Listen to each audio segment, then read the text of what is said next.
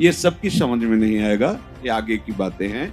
हमें तो लगता है कि सबको सत्संग सुनना चाहिए, भगवत प्राप्ति के लिए ही नहीं, समाज में जीने के लिए भी सत्संग की आवश्यकता है।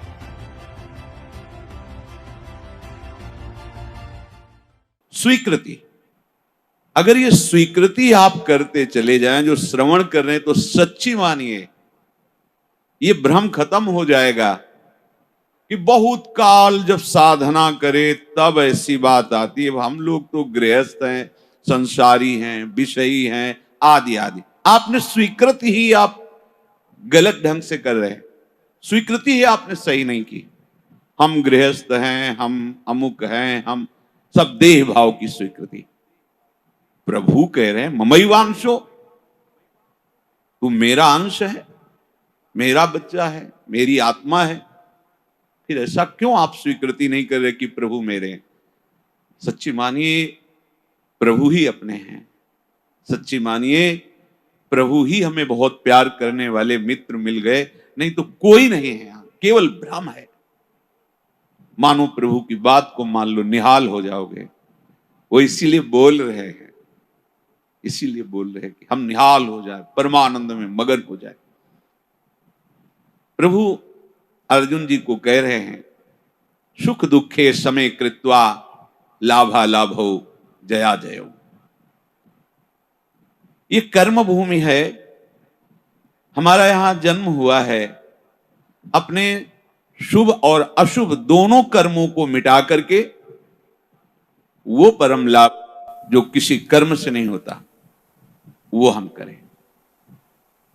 वो कौन सा कर्म है जो हमें परम लाभ देगा? तो कह रहे हैं जय और पराजय में समान भाव रखना ही वो समता रूपी महान धर्म है जो तुम्हें बचा लेगा। बड़े से बड़ा शुभ कर्म भी फांसी ही है, चाहे सोने की जंजीर से फांसी लगाओ और चाहे रस्सी से फांसी लगाओ, मरोगे तो है ही।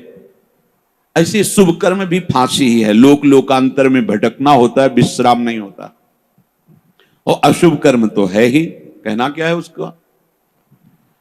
हर शरीरधारी से ये दो प्रकार की क्रियाएं होती ही हैं, कहीं ना कहीं शुभ कर्म होता है, कहीं ना कहीं अशुभ कर्म। कोई ऐसा नहीं है जो इन दोनों कर्मों से युक्त ना हो। बड़े बड़े ज्ञानी जनों के शरीर के द्वारा भी ये दो क्रियाएं हो जाती हैं, पर वो अपने को अलग कर चुके हैं, वो अपने स्वरूप में स्थित हैं, कर्ता भाव रहित हैं। इसलिए ना शुभ उनका स्पर्श करता है, ना अशुभ स्पर्श करता है। वो जान के कोई क्रिया नहीं कर रहे, संकल्प करके क्रिया नहीं कर रहे, स्वाभाविक हो रही। अब उसमें कुछ भी ऐसी घटना घट जाती है तो उसके वो करता नहीं है।